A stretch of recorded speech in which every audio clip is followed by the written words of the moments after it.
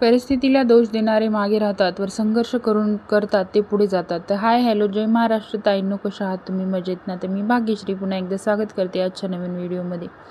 तर 4 ते 5 दिवस झालं आमच्याकडं वातावरण असं आहे, सारखा पाऊस चालू आहे, ढगाळ वातावरण झाले, खूप थंडी वाजते आणि उन्हाचं तर दर्शन अजून झालेलंच नाही. सूर्यदेव कधी दर्शन देतील काय सांगता येत नाही आहे. तर आज होता संडे आणि संडेचं लवकरच उठले, कारण दोघी मुली आज घरी, शर्वरी माझी घरीच असते आणि तिलाही शाळेला सुट्टी असल्यामुळं थोडं हळूहळूच घरातील कामांना सुरुवात केली. तरीही शर्वरी आणि मी सोबतच उठलो. त्यानंतर इशू माझी उठली नव्हती, कारण ती थोडंसं उशिरा झोपली होती. ती रात्रीला जर उशिरा झोपली तर ती सकाळी पण उशिराच उठते, तर त्यासाठी ती अजून उठलीच नव्हती. आणि शर्वरी तर तिचा ह्या बघा कसा डान्स चालू होता.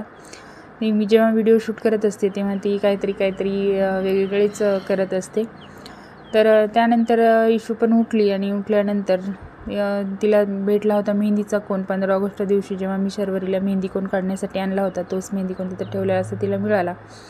तर आता ती चालू होती, शर्वरी म्हणत होती की मला मेहंदी काढ आणि ती म्हणत होती की मी तिच्या हातावर काढणार. तर दोघ्या बहिणींचं असं चालू होतं.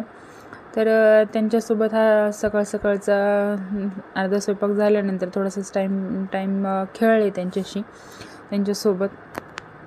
कसं आहे ना, मुलींना पण वेळ द्यावाच लागतो, कारण त्यांचं हे लहानपण पुन्हा येणार नाही आहे. आपल्याला पुन्हा वेळ मिळू शकतो काहीतरी मिळवण्यासाठी, पण त्यांचं लहानपण पुन्हा येत नाही. त्यासाठी मी जास्तीत जास्त वेळ त्यांना होईल तेवढा वेळ देण्याचा प्रयत्न करत असते आणि माझ्याही स्वप्नांनासुद्धा वेळ देण्याचा प्रयत्न करत असते, कारण त्यांच्यासाठीच आपल्याला मिळवायचं आहे. तर त्यासाठी कोणताही वेळ मी वाया जाऊ देत नाही. त्यांच्यासाठी असो किंवा स्वतःसाठी असतो, त्या टायमाचं युटिलाइज करत असते. तर सकाळची कामं काही आवरली. त्यानंतर या मुली अशा खेळत होत्या, तर त्यांच्यासोबत थोडंसं खेळावं म्हणलं, कारण बाहेरचं वातावरण तर काही सांगायचंच नव्हतं. खूप थंडी आणि त्यांना बाहेर खेळायला पण जाता येत नव्हतं, कारण सारखा पाऊसच चालू होता. आज 5 ते 6 दिवस झाले सारखा पाऊसच आहे.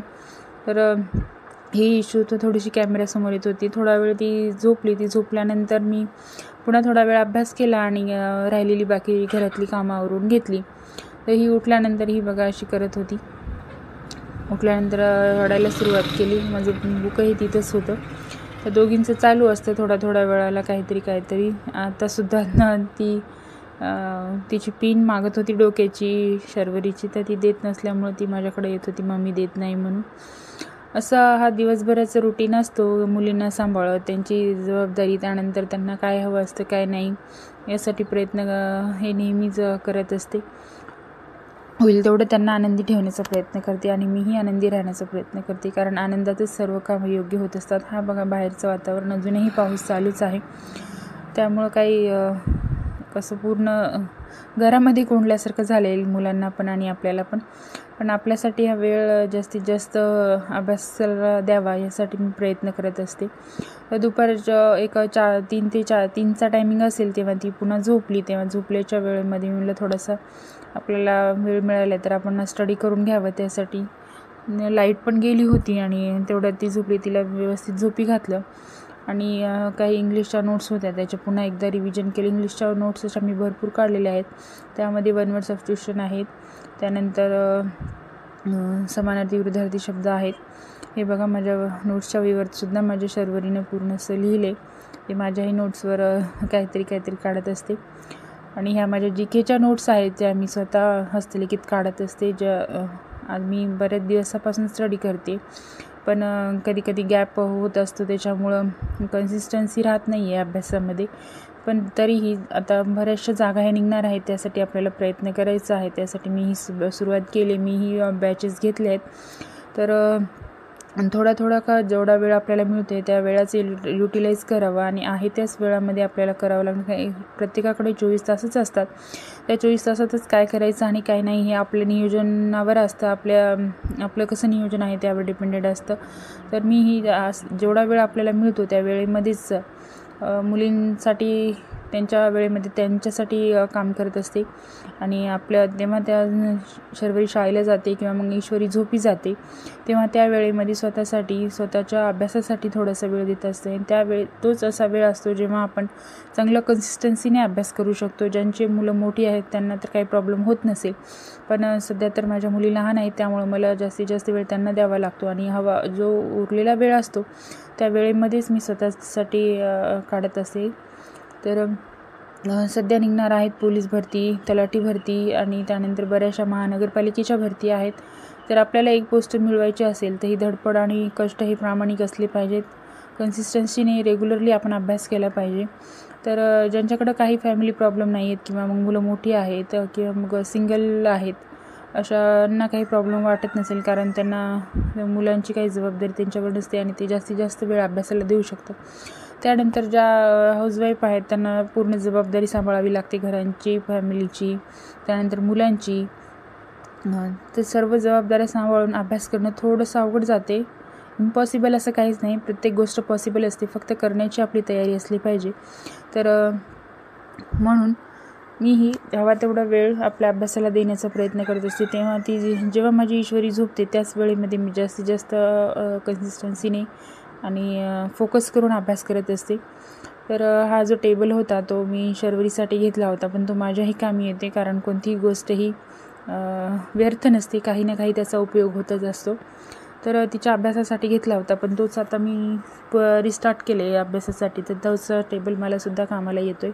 तर कारण दोन्ही C-सेक्शन झालेले आहेत, त्यामुळं जास्त वेळ बसलं तर कमरेचा, पाठीचा वगैरे त्रास होत असतो. ज्या ताईंचं असं प्रॉब्लेम आहे त्यांना समजेलच माझी प्रॉब्लेम काय आहे ते, कारण जास्त वेळ बसणं खूप कठीण जातं, कारण बॅक पेन आणि लोअर पेन होत असतं. तरीही यासाठी चांगला उपाय आहे, तुम्ही जास्तीत जास्त कॅल्शियमचे पदार्थ ज्याच्यात असतात ते खात जा. थोडंसं स्ट्रेचिंग, व्यायाम वगैरे केला तर थोडासा फरक पडतो. आणि पायाखाली जेव्हा आपण झोपतो तेव्हा उशाखाली न घेता पायाखाली कुशन किंवा एखादी उशी जर घेतली तर आपल्याला थोडंसं रिलीफ मिळतो. तर हे तुम्ही करून बघा, तर तुम्हाला नक्की फायदा होईल. जेव्हापासून मी करते तेव्हापासून तर चांगलाच फायदा मला जाणवला आहे, त्यासाठी मी तुमच्याशी शेअर करते. अभ्यास हा कसा करावा, केव्हा करावा, कधी करावा, हे जे प्रश्न विचारत बसण्यापेक्षा, कारण प्रत्येकाला वेळ सारखाच असतो, पण प्रत्येकाच्या जबाबदाऱ्या ह्या वेगळ्या असतात. प्रत्येकाला आपल्या सारखाच टायमिंग मिळेल अभ्यासासाठी असं नाही चालत. तर कोणी रात्रीला जास्त अभ्यास करू शकतो, कोणी सकाळी करू शकतो, कोणी दुपारी. ज्यांना पूर्ण वेळ रिकामी असतात त्यांना पूर्ण दिवसाचासुद्धा 12-12 किंवा 18 ताससुद्धा स्टडी ते करू शकतात. प्रत्येकाची जबाबदारी ही वेगळी असते, त्याच्या सांभाळून. आणि त्यानंतर हाऊसवाईफ, त्यानंतर जे वर्किंग वुमन आहेत त्यांनासुद्धा वेळ अशाच पद्धतीने मॅनेज करावा लागतो. तर मी तर पूर्ण वेळ घरीच असते, एक हाऊसवाईफच आहे, पण तरीही जेवढा वेळ मिळतो तेवढ्या वेळेमध्ये मी चांगल्या प्रकारे अभ्यास करण्याचा प्रयत्न करत असते.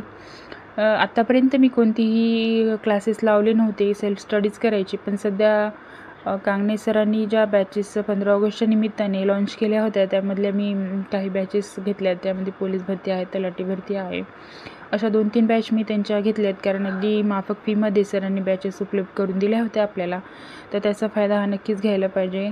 तर सरांनी आपल्यासाठीच ते दिले, कारण इतर कुणाच्याही आपल्याला नाव घ्यायचं नाही आहे, पण 1000 पासून ते 4000, 5000 इथपर्यंतसुद्धा बॅचेसची फी आहे. तर ती फी आपल्याला परवडत नव्हती असं. तर तरीही सरांनी ज्या होतकरू विद्यार्थ्यांसाठी बॅचेस दिल्या त्याचा भरपूर उपयोग होईल. तर सरांचं मनापासून आभार. या अगोदरही मी सरांच्या बॅचेसविषयी छोटासा व्हिडिओ अपलोड केला होता, जे तुम्ही पाहिला असेल किंवा पाहिला नसेल तर बघून घ्या. यानंतर तलाठी भरतीच्या पण काही बुक लिस्ट मी जे वापरते, स्टडी करते, त्याचाही छोटासा व्हिडिओ मी चॅनलवर टाकलेला आहे. तुम्हाला जर पाहायचा असेल तर तुम्ही जाऊन बघू शकता. तर मी हाऊसवाईफ आहे, 2 मुलींची आई आहे, तरीही मी स्वतःसाठी काही मिळवण्यासाठी रिस्टार्ट केले, कारण आयुष्य हे कुठूनही सुरुवात होऊ शकतं. स्वतःची स्वप्न पूर्ण करण्यासाठी आपल्याला जिथं उजळेल तिथं उजळेल असं जागो जब सवेरा म्हणतात, तेव्हा तसं स्वतःसाठी मिळवण्यासाठी आपण प्रयत्न करायला काही हरकत नाही. आपल्या प्रयत्नामध्ये सपोर्टिव्ह सिस्टीम असते आपले हजबंड. तर कुणाकुणाचे हजबंड असं सपोर्ट करतात ते मला नक्कीच कमेंट करून सांगा. आणि व्हिडिओ जर आवडत असेल तर लाईक, शेअर आणि चॅनलला सबस्क्राईब करायला विसरू नका. तर दिवसभराच्या रुटीनमध्ये खूप कंटाळा आला होता. तर तेव्हा त्यांनी म्हणले की ठीक आहे, मग खिचडीच करायची होती. तर शर्वरीच्या पप्पांनी हेल्प केली आणि त्यांनी खिचडी बनवली रात्रीची. तर त्यांना स्वयंपाक खूप छान जमतो, पण करण्यासाठी खूप कंटाळा येतो. तरी कधीही असं थोडीशी हेल्प माझी करत असतात, मदत करत असतात. तर त्यांच्याही सपोर्टमुळं आपण पुढं असतो. तर कोणी जे दादा हे जे व्हिडिओ बघत असतील तर नेहमी आपल्याला सपोर्ट करा. तर भेटूया पुढच्या ब्लॉगमध्ये. तोपर्यंत